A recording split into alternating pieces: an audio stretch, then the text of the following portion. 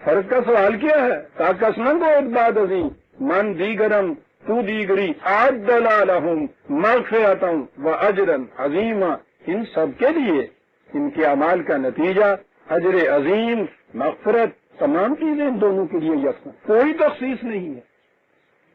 اور اس قسم کی کئی آیتیں قرآن کے اندر ہیں۔ ایک جگہ تو سائے ہون کے مقابلے میں سائے ہاتھ بھی آیا ہے۔ یہ دنیا کے ٹورسٹ جن کو آپ کہتے ہیں، سیاحت کرنے والے مرد، سیاحت کرنے والی عورتیں، کوئی زندگی کا گوشہ، کوئی شعبہ حیات ایسا ہے ہی نہیں کہ جس میں مرد اور عورت کو اس نے دوش بچوش اور شانہ بشانہ نہ کھڑا کیا۔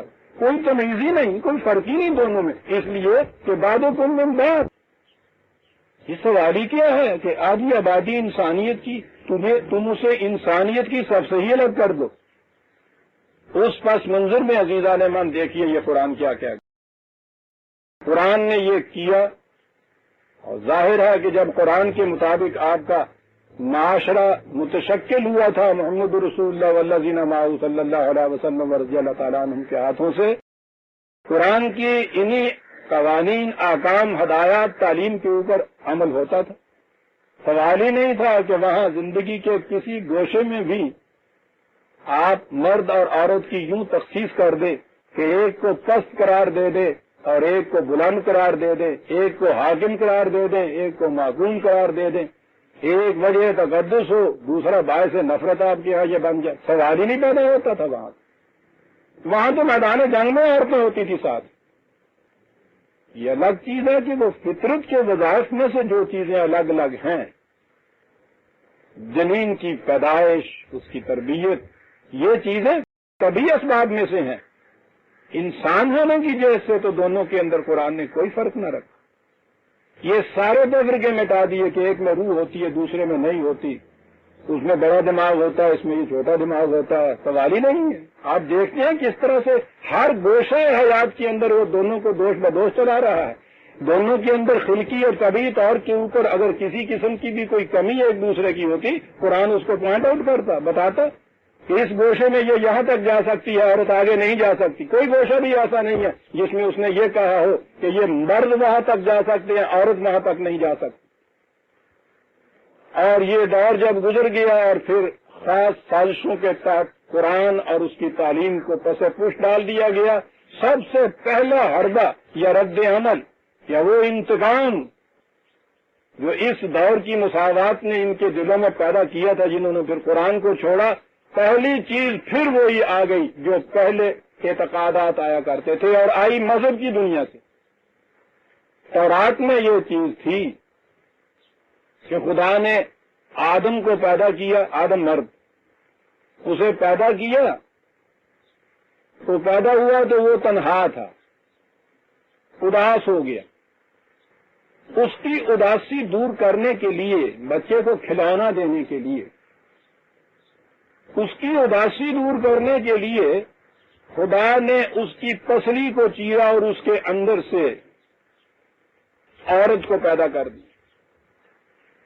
تورات میں ہے یہ عزیزان من، ضرورت ہی نہیں کسی تنقید، یعنی جی میں انہی کی مٹی آ گئی سی وہ تے بناتا کاکا باکا ہوں عورت بنانی کی کیتا یا مٹی مک گئی، اسے کو تھوڑی جی فالتو لگی ہونی آ گئی، کھرچ کے ہوئی عورت بنا کے باہر کاٹ دی، یعنی اندازہ لگائیے۔ بہرحال تورات کی بات، یہاں سے وہ نکالی۔ اس کے بعد یہ پسلی کی ہڈی وہ ٹیڑھی ہوتی، کہا اسی لیے اس کی فطرت ٹیڑھی ہوتی۔ تورات میں کیا تھا، انجیل کس طرح اس کو لے کے آئی۔ قرآن کہتا ہے محرف کتابیں ہیں، جو خدا نے تعلیم دی تھی ان میں وہ نہیں رہی، انسانوں کے خود ساختہ خیالات کی آمیزشیں ان میں ہیں۔ ٹھیک ہے، آپ کے یہاں کیا ہوا؟ یہ ساری تورات کی جس قدر یہ خرافات تھیں، یہ تمام کی تمام آپ کے ہاں آ گئیں کتب روایات کے اندر۔ قرآن میں تو آ نہیں سکتی تھی، اس کی حفاظت کا ذمہ تو خدا نے لے رکھا تھا۔ اب آپ کو معلوم ہے آپ کے ہاں صحیح روایات جنہیں کہتے ہیں، عورت آدم کی پسلی سے پیدا ہوئی، اور اس کے بعد یہ ہے روایت میں، حدیث میں یہ ہے کہ پسلی سے پیدا کی گئی، اس لیے پسلی کی ہڈی ٹیڑھی ہوتی ہے، اسے عورت نے ٹیڑھا رہنا ہے، اگر تم نے اسے سیدھا کرنے کی کوشش کی تو یہ ٹوٹ تو جائے گی، سیدھی کبھی نہیں ہوگی صاحب۔ یہ حدیث ہے، اندازہ لگائیے، اٹھا کے دیکھیے آپ بخاری شریف کو، مسلم شریف کو، حدیث کی کتابوں کو، پے در پے یہ حدیثیں عورت کے خلاف آپ کو ملتی چلی جائیں گی۔ حضرت ابو ہریرہ رضی اللہ تعالیٰ عنہ کی روایت ہے کہ رسول اللہ صلی اللہ علیہ وسلم نے فرمایا اگر بنی اسرائیل نہ ہوتے تو گوشت کبھی نہ سڑتا۔ نہیں ہے، حدیثیں آپ کی کیا ہوتی؟ اگر حوا نہ ہوتی تو کوئی عورت اپنے شوہر سے خیانت نہ کرتی، اور حضور نے فرمایا کہ میرے پیچھے مردوں پر کوئی فتنہ عورتوں سے زیادہ باعث مضرت نہیں ہوگا، اور آپ نے یہ فرمایا کہ نحوست 3 چیزوں میں ہے، گھر میں، گھوڑے میں اور عورت میں۔ اور آپ نے فرمایا کہ میں جب معراج میں گیا تو جنت میں دیکھا تو وہاں اکثریت مردوں کی پائی، دوزخ میں نے دیکھا تو وہاں اکثریت عورتوں کی میں نے پائی۔ اب جب آپ کے ہاں احادیث میں یہ کچھ شروع ہوا تو اس کی روح سے تو تفسیریں ہونی تھی، الرجال قوامون علی النساء، مرد داروغہ ہے عورتوں کے اوپر، اس کو ہاتھ میں ہنٹر رکھنا چاہیے۔ یہ آئی تفسیر، اس کی تائید میں پھر روایت، ایک صحابی حضرت عمر رضی اللہ تعالیٰ عنہ کے گھر میں مہمان تھے، انہوں نے دیکھا کہ وہ پھینٹا چڑھا رہے ہیں بیوی کو کھٹا کھٹ۔ انہوں نے پوچھا کہ کیا قصور کیا تھا انہوں نے کہا کہ کیا کہہ رہے ہو؟ رسول اللہ صلی اللہ علیہ وسلم نے فرمایا تھا کہ کوئی شخص اگر اپنی بیوی کو پیٹے تو کوئی اس سے پوچھے نہیں کیوں پیٹ رہے۔ سوچیے تو صحیح، کوئی آپ ترجمہ اٹھا لیجئے، کوئی تفسیر اٹھا لیجئے، الرجال قوامون علی النساء، اس پہ لکھا ہوگا مرد داروغہ ہیں عورتوں کے اوپر، حاکم ہیں عورتوں کے اوپر، اور یہ تفسیر ہوگی کہ وہ پیٹ رہا ہو تو کوئی پوچھ نہیں سکتا کہ کیوں پیٹ رہے ہو۔ رونا ان کی قسمت میں لکھا گیا۔ ایک حدیث میں یہ آیا کہ وہ حابیل قابیل جو تھے 2 بیٹے، وہ جو ایک کو وہ قتل ہو گیا تو ابلیس نے آ کے بتا دیا مائی حوا کو، انہوں نے رونا شروع کر دیا۔ بابا آدم گھر میں آئے اور پوچھا کیوں رو رہی ہو؟ وہ شدت غم میں تھی تو وہ کچھ نہ بتایا، روئے جائے تو انہوں نے تنگ آ کے کہا کہ اچھا تو روئے جا رہی ہے، تیری بیٹیاں قیامت تک روئے ہی چلی جائیں گی۔ حوا دیے تیو آ کے ہو ماں دے پوتنے ساڈی ماں حوا نہیں تھی، تہاڈی ماں آئی کی بابے آدم نے کوئی اور بیاہ کیتا لیکن 100 روپیہ ہی تو کسی عورت نہ بھی کیتا ہوگا، لے آ گئی مصیبت۔ لیکن آپ کو معلوم ہے کہ وہ حضرت مریم جو تھی وہ ماں تھی حضرت عیسیٰ، ان کی وجہ سے یہ سارا کچھ ہوا۔ آپ کو پتا آپ کے اوپر کیا اثر ہوا؟ ماں کا، ماں کے پاؤں کے نیچے جنت، حدیث، یعنی عورتیں جہنم میں ماں کے پاؤں کے نیچے جنت، یا تو یہ عورت نہیں، اگر عورت ہے تو عجیب تماشا، جس کے پاؤں کے نیچے جنت وہ خود جہنم کے اندر۔ آپ نے دیکھا یہ ایکسیپشن، اس میں استثناء کیوں ہوا ہے؟ کتنا گہرا اثر ہوتا ہے ان چیزوں کا، دوسرے مذاہب کا جو آپ کے اوپر آ کے اثر ہوا ہے۔ وہ جو میری تھی مدر کی حیثیت سے آپ دیکھیے، اب اس کے بعد جہاں آپ دیکھیں گے مسلمانوں کے یہاں تعریف کی گئی عورت کی صرف ماں کی حیثیت سے، جہاں بھی عورت ان کے ذہن میں آتی ہے نا وہ ہمیشہ بیوی کی حیثیت سے آتی۔ اور وہاں سے جو بات چلی، میں لمبی بات نہیں کرنا چاہتا، کوئی سے آپ کے یہاں تفسیر، کوئی ترجمہ، کوئی آپ کے یہاں کسی بزرگ کی کتاب کسی قسم کی اٹھا کے دیکھیے، ایک مخصوص چیز یہ ہے کہ لٹھ لیے ہوئے عورتوں کے پیچھے یہ پھر رہے ہیں۔ دنیا میں ساری برائیوں کا سرچشمہ یہی۔ آپ کے ہاں کے بھی جتنے اولیاء اللہ مقدس گزرتے ہیں وہ تاحل کی زندگی بسر نہیں کرتے، بیوی بچوں کی زندگی نہیں بسر کرتے، مجرد زندگی بسر کرتے ہیں، خالص عیسائیت کا اثر۔ پھر اس کے بعد آپ کے یہاں مقدسین کے تائے تھے، حضرت دادا گنج بخش جوہری رحمۃ اللہ علیہ، سنیے کیا فرماتے۔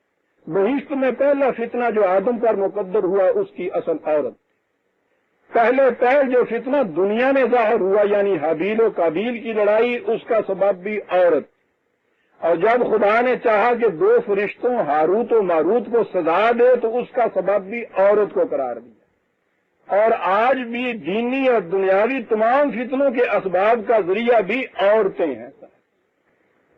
یہ تو آپ کے ہاں مقدسین کے طائفے ہوئے تھا۔ اور جب بات پھر شاعروں کے ہتھے چڑھے، نظامی گنجوی اپنے نام لکھتے ہیں، اگر نیک بودے سارا حوال زن، زنا را مزن نام بودے نہ زن۔ فارسی زبان میں زن عورت کو بھی کہتے ہیں، اور زدن مسجد جو ہے اس سے زن کے معنی ہے مار۔ کہتے اگر عورت کی فطرت کے نیک ہوتی اس کا نام مزن ہوتا، مت مار، زن ہوتا ہی نا، زن کے معنی ہے مار۔ لو سچے خوش گفت جمشید با رائے زن، کہ یا پردہ یا گور بہ جائے زن۔ کیسی عمدہ بات کہہ دی تھی جمشید نے اپنے مصاحب سے کہ عورت یا تو باندھ کے اندر رکھو، اس کو صندوق میں بند کر دے، یا گور کے اندر، بس تیسرا مقام ہی نہیں ہے۔ اور اس کے بعد لکھا ہے، میں نے عرض کیا نا کہ میری بیٹیاں بہنیں ہیں، کیا عرض کروں، نشو منا زن کے زن پار ساس، کہ خر بستہ بے گر کے دزداشناس۔ کبھی اطمینان نہ اس چیز کا کر لینا کہ عورت پارسا ہو سکتی۔ سنیے، عورت ماں اور بہن اور بیٹیاں اس کے اندر آ جاتی، کبھی اس کا اطمینان کر کے نہ بیٹھ جانا۔ بھائی چور دوست بھی ہو تو اپنے گدھے کو باندھ کے ہی رکھنا چاہیے، یہ کہہ رہا ہے۔ چلا جا رہا کس طرح کہ گالے جو گاں سے وارے شارے قابو آ جائے تو پھر اے ترین تو نظر دیا کنیاں نے ہوئے ہوئے وارے شاہ ولایتی مرد میوا۔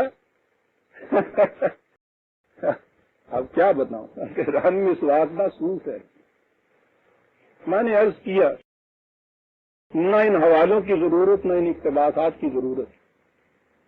آج بھی یہ چیز عام آپ کے یہاں ہوئی ہے ان طبقوں کے اندر، عورت قابل نفرت، مرد کا مقابلہ نہیں کر سکتی، اس کو دبا کے رکھنا چاہیے۔ رجال قوامون علی النساء ایسے پیش کر دیتے ہیں جیسے کہ اس کے لیے ہے ہی یہ چیز۔ سورہ نساء اب آگے آتی ہے، اس میں یہ مقامات آئیں گے، میں بتاؤں گا قرآن کی روح سے ان الفاظ کے معنی کیا ہیں، ان آیات کے مفاہیم کیا ہیں۔ لیکن یہ تو آپ نے اصول ایک دیکھ لیا کہ قرآن جنہیں کہتا ہے بعدکم من بعد، آپ سوچئے تو صحیح کہ یہ کیا بات وہ کہہ گیا، اور پھر جنہیں زندگی کے ہر شعبے کے اندر وہ دوش بدوش چلاتا چلا جاتا ہے۔ آپ سمجھتے ہیں کہ قرآن اس قسم کی باتیں کہتا ہوگا؟ قرآن کی چیزیں نہیں، یہ ساری چیزیں خارج از قرآن آپ کے ہاں سے آئیں، دوسرے مذاہب سے آئیں، اہل فکر کی روح سے آئیں، اسرائیلیات کی خرافات کی روح سے آئیں، تورات کی روح سے آئیں، اور پھر عیسائیت کی روح سے آئیں۔ آپ کے ہاں پھر یہ گویا دین کا جز بن کے اب رہ گئی ہوئی۔ پھر میں نے عرض کروں کہ اس تضاد کو ذہن میں رکھیے گا، اور کبھی اس طرف توجہ ان کی نہیں جاتی۔ عورت کے متعلق جب آپ بات کہیں گے تو عورت کی ہر حیثیت اس میں آ جائے گی، مرد جب آپ کہیں گے تو باپ کی حیثیت بھی اس میں آئے گی، بیٹے کی حیثیت بھی آئے گی، خامند کی حیثیت بھی آئے گی، ہر حیثیت سے وہ بات ہوگی۔ عورت کے متعلق کہیں گے تو ہر حیثیت سے یہ بات ہوگی۔ انہیں اگر آپ جہنم میں بھیج رہے ہیں، قابل نفرت قرار دے رہے ہیں، ناقابل اعتماد قرار دے رہے ہیں عورت کو، تو اس عورت کے اندر تو پھر ماں بھی آئے گی، بہن بھی آئے گی، بیٹی بھی آئے گی، بیوی بھی آئے گی، لیکن ان کے اعصاب پر بیوی اس طرح سے سوار رہی کہ یہ بھول ہی گئے کہ کوئی اور بھی عورت کی حیثیتیں ہوا کرتی ہیں۔ آپ سوچئے کہ دنیا میں جو کام اپنے ہاں کی آدھی آبادی کے لیے، یہی نہیں کہ زندگی کے جتنے بھی کاروبار حیات ہیں ان سے اس کو روک کے معروم رکھے، بلکہ اس کے متعلق تصورات یہ ہوں کہ یہ قابل نفرت چیز ہے، یہ دبا کے رکھنے کی چیز ہے، مشورہ تک اس سے کبھی نہیں کرنا چاہیے، ہمیشہ یہ غلط راستے پہ چلے گی، شیطان کے بہکاوے میں آ جاتی ہے۔ اولی گناہ کا سرچشمہ یہ ہے، یہ سارا کچھ تصور اس کے متعلق اپنے بچے اس کی گود میں دیے ہوئے۔ اللہ سوچئے جس قوم کے تضادات کی یہ کیفیت ہو کہ تم تو قوم پاگل ہو رہی ہوتی۔ غور فرمائیے کہ قوم کو جب جذبات کے اوپر آپ بہلا کے دیتے چلے جائیں قوم کی کیفیت کیا ہو جاتی ہے. یوں ہی بات میں سے بات آ گئی. آج دنیا میں مسلمانوں کے اوپر جس قدر مصائب اور مشکلات کی قیامت ٹوٹی ہوئی ہے پوری تاریخ میں ایسا دن ایسا زمانہ آپ کے اوپر نہیں آیا. مٹھی بھر اسرائیل انہوں نے پورے عرب دنیا آپ کی جو ہے اس کو اس طرح سے تباہ کر رکھا ہے ذلت آمیز طریقے کے اوپر. 6 گھنٹے میں سارے عالم اسلام کو آپ کے اتنی بڑی شکست دے کے دن بناتا ہوا وہ بیٹھا ہوا ہے آپ کے سر پہ. وہ قوم جسے مغضوب علیہ آپ پکارتے چلے آئے صاحب کہ قرآن میں جو ہم کہتے ہیں غیر المغضوب علیہم ولا الضالین، مغضوب علیہم کے معنی ہیں یہودی، ضالین کے معنی ہیں عیسائی. مغضوب علیہ خدا کی مغضوب قوم، معتوب قوم. مٹھی بھر چھوٹے سے شہر کی سی آبادی ان کی ہے 28 لاکھ ساری. پورے آج کے ہم کی عربوں کی سلطنتیں اور پھر مسلمانوں کی باقی سلطنتوں کی ساری اخلاقی مدد ان کے ساتھ. اور انہوں نے جس بری طرح ذلت امیز طریقے سے آپ کو دبا کے رکھا ہوا ہے شرم سے نگاہیں زمین میں گڑ جاتی ہیں. بھارت کے اندر مسلمانوں کے اوپر پچھلے ہفتے تک خون کے دریا بہہ رہے ہیں. جو رپورٹیں ان کے ہاں کی بھی آ رہی ہیں اس میں نظر آتا ہے ہزاروں گھر انہوں نے جلا دیے ہیں. آپ کی بہنوں اور بیٹیوں کی عصمت وہاں محفوظ نہیں ہے. بھیڑ بکریوں کی طرح ذبح کیے جا رہے ہیں. کشمیر میں جو آپ کے ہاں ہو رہا ہے اس کی خبریں آپ کو آ رہی ہیں. کوئی گھر محفوظ نہیں ہے. معلوم ہی نہیں کہ کتنی بیٹیاں بہنیں آپ کی ان کے گھروں کے اندر زینت بن گئی. کوئی مداوع نہیں آپ کی سمجھ میں آتا. پورا عالم اسلام اس وقت بے بسی کے عالم میں ہے. کیفیت آپ پہ یہ گزر رہی ہے، معاف رکھیے میں سیاست میں نہیں آیا کرتا، کیفیت مسلمان پہ یہ گزر رہی ہے اور آپ شوکت اسلام ڈے منا رہے ہیں. اللہ ساری قوم پاگل ہو جائے. شوکت اسلام وقت تو ماتم کا دن مناؤ. اور غیرت ہے تمہارے سینے کے اندر ڈھونڈ کے مر جاؤ. آج اپنی کوئی شرم نہیں. تم ان بچیوں اور بہنوں اور بیٹیوں اور ماں کی عصمت کی شرم کر اور کچھ نہیں. اس مقام پہ تو کم از کم مسلمان کٹ کے مر جایا کرتا تھا. یہ خبریں آ رہی ہیں وہاں سے تمام کی تمام، بجائے اس کے کہ آج آپ یہ کہتے کہ آؤ مسلمانوں ایک ماتم کا دن مناؤ ان قوموں کے خلاف.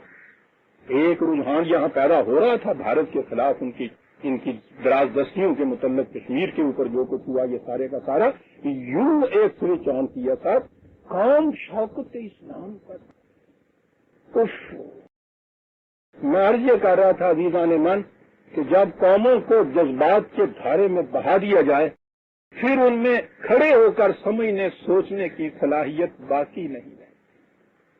عورت کے متعلق یہ چیز بہا دی، جذبات میں آپ بہے ہوئے ہیں، شاعری کرتے چلے آ رہے ہیں. نتیجہ اس کا جیسا میں نے ابھی عرض کیا ہے، اپنی آدھی آبادی کو آپ زندگی کے کسی شعبے میں اپنا رفیق نہیں قرار دے رہے. قرآن نے تو ان کو زوج کہا تھا، ایک گاڑی کے 2 پہیے کہے تھے. 1000 برس سے آپ اس گاڑی کو ایک پہیے سے چلانے کی کوشش کر رہے ہیں، چل سکتی ہے وہ. اس سے آپ محروم ہی نہیں رہے ہوئے. جب پھر اس کے متعلق تصور زندگی کا یہ ہے، گناہوں کا سرچشمہ، نفرت کی چیز، غلاظت کی پوٹ، اس قابل ہی نہیں کہ اس سے کچھ ذرا سا بھی کسی عمدہ بہتر کام میں مشورہ تک لیا جائے، اس کی آغوش میں آپ کی نسلیں پروان چڑھتی ہیں اور ان نسلوں کے ہاتھوں پھر روتے ہیں آپ. انفیریئرٹی کمپلیکس پیدا کر دیا ہے آپ نے ان کے اندر. ان کی بھی یہ کیفیت آپ نے کر دی ہے صدیوں کے بعد کہ وہ خود بھی کچھ محسوس کرنے لگ گئی ہیں کہ ہمارا وجود دنیا میں مقصود بھی ذات نہیں ہے. ہماری ایگزسٹنس ہم تو مردوں کے لیے